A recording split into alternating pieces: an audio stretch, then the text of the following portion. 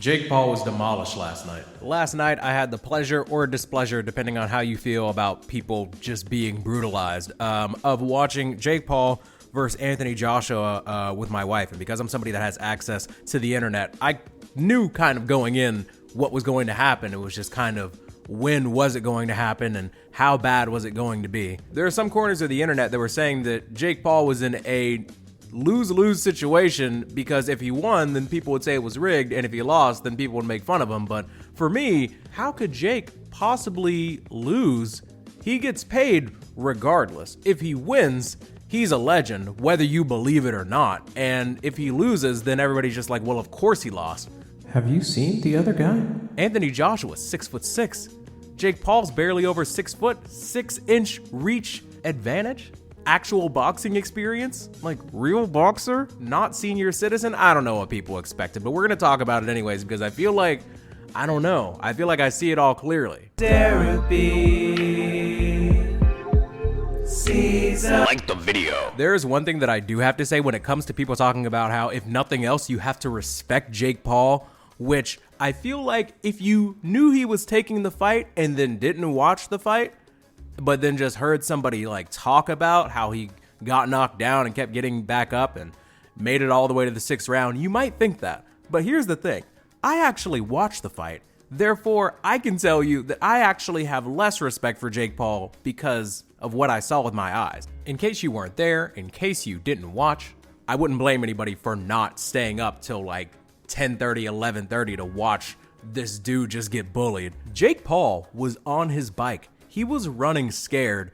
Legitimately, the first 2 rounds of the match, I'm pretty sure both fighters threw less than like a dozen punches because Jake Paul was backing up. He's running around. He's literally, every time a jab gets close to him, it looks like he's been blasted backwards by like a key blast or something. He stayed on the ropes. And one thing that I hope that history doesn't forget is that there were probably half a dozen to a dozen different instances during this fight where Jake Paul was going into what seemed like a normal clinch, but he was on his knees. Hey, yo, what the? I'm not joking about this. I had to start keeping count. I had the notes app open because this is basically what it looked like. This was round 1. I wrote, nonsense first round. Jake tried to tackle him. Jake running the whole first round and a half. If you watch the highlights from the match, you'll probably see both boxers throwing pretty serious and intense punches at each other, but you'll notice that pretty much none of that is happening in the first 2 rounds of the match. It's a lot of Jake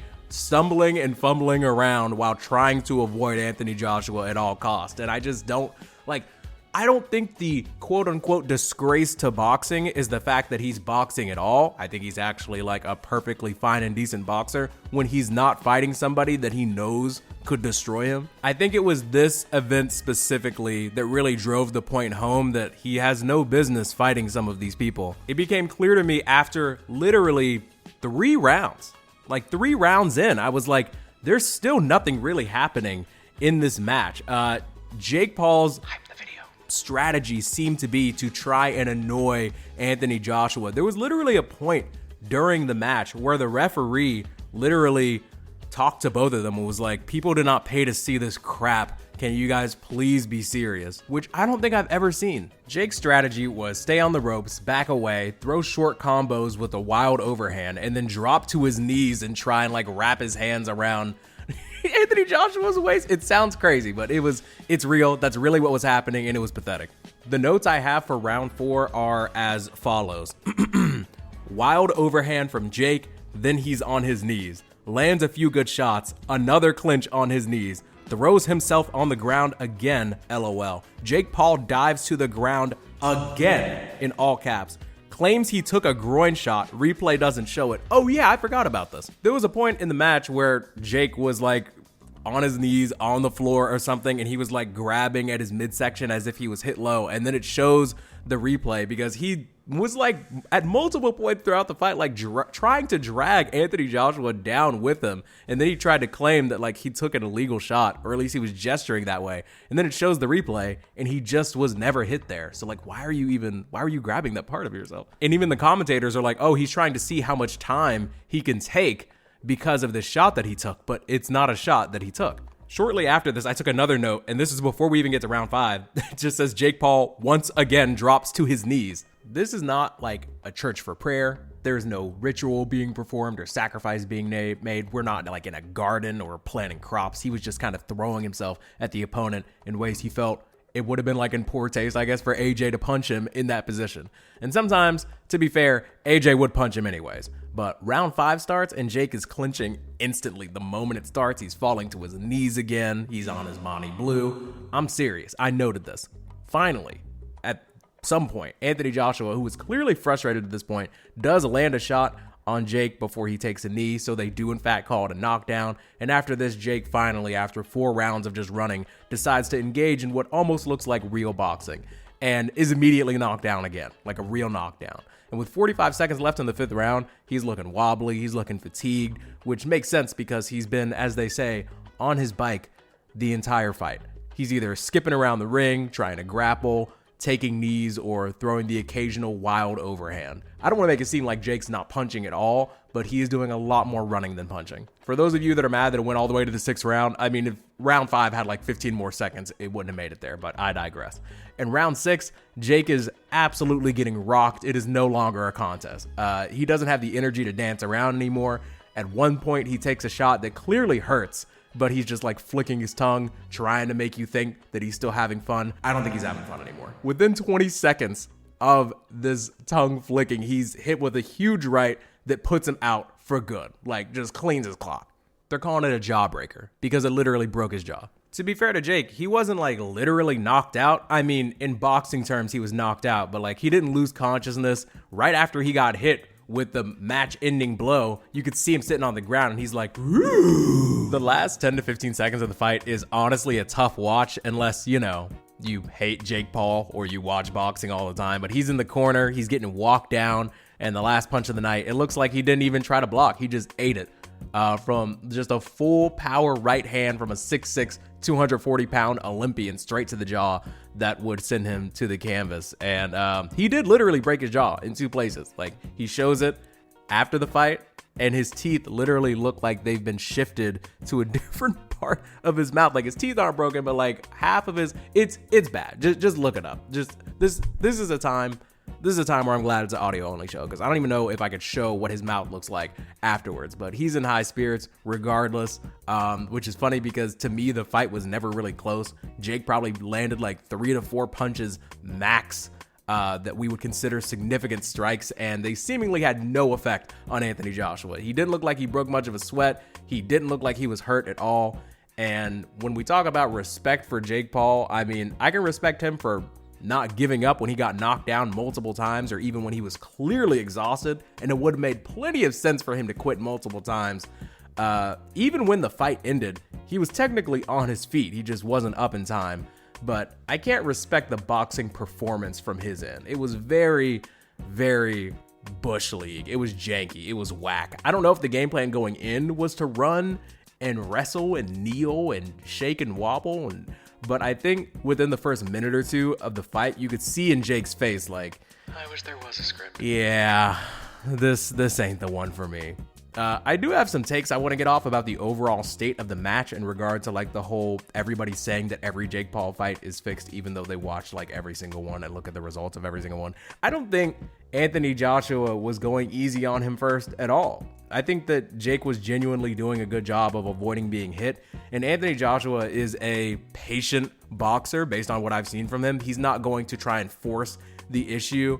Obviously, when you're doing promo for a fight, you're going to be like, I'm going to knock him out. You know, I'm not going to play with my food, you know, whatever. But at the end of the day, it's like, he's a professional. He's not going to force it. And we've all seen, I mean, maybe, but Jake Paul has knocked plenty of other people out. I don't think that Anthony Joshua would want to test it just to prove how much better of a boxer he is. I don't think he's just going to go in within 5 seconds and try to end it. He's obviously going to test the waters a bit. For me, it seemed like he just broke Jake down over 3 or 4 rounds, and then by the time we got to round 5, it was clear that Jake just didn't have the cardio anymore, didn't have the will, and then he ended it. And for me, I don't know, maybe I'm just in that small minority of people that just doesn't believe that every single fight is fixed. I think that when he fights young, real boxers, he loses. And when he fights somebody that's pushing 40 or pushing 50 or somebody that's a former ball player or MMA fighter, then he wins. But for me, yesterday, there was a 0% chance in my mind that he was going to win because, I just looked at him, You just look at him. Leading up to the fight, my wife, who was not super familiar with what was going on, saw some pictures, saw some videos of Anthony Joshua, and she was just like, he's gonna kill Jake. Jake's gonna die. It's over for him. People that know nothing about boxing or these characters can just look and know, and despite the circumstances, be really confident in the outcome, as was I. But let me know what you all think. I only watched because I didn't have to pay anything extra. I didn't have to get any pay-per-view or go out or link up with anybody to watch it. I'm intrigued by Jake Paul's ability to make hundreds of millions of dollars by getting millions to tune into these whack-ass fights. Anyone with a functioning pink one upstairs knew this would be cake for AJ, and many, many, many people still tuned in just because they wanted to be the first to see Jake Paul get dog walked. They were asking Jake after the fight why he looks so happy and why he's in good spirits, as if anyone would feel bad about losing a boxing match to Anthony Joshua. It's like asking somebody, how do you feel? I know that you made millions and millions, tens of millions of dollars, but you lost that 3-point competition to Stephen Curry. Aren't you disappointed in yourself? You lost that rap battle to Kendrick Lamar. Aren't you devastated? Isn't that embarrassing? Wow, you can't throw a football as far as Josh Allen? You're a dork. I think that boxing is obviously different, but if we're being real, I think that 99% of people would gladly take a broken jaw for like generational wealth. I couldn't find an article that says that Jake Paul made any less than like $90 million yesterday. Nobody has to do anything forever with that money. Like, dude, Anthony Joshua could crack my jaw, take my spleen, borrow one of my kneecaps for years and just give me the money. I don't care if I'm a meme afterwards. I don't care if people are hating on me.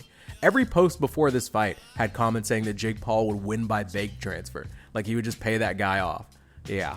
Anthony Joshua, whose net worth is already 9 figures, needs Jake Paul's money.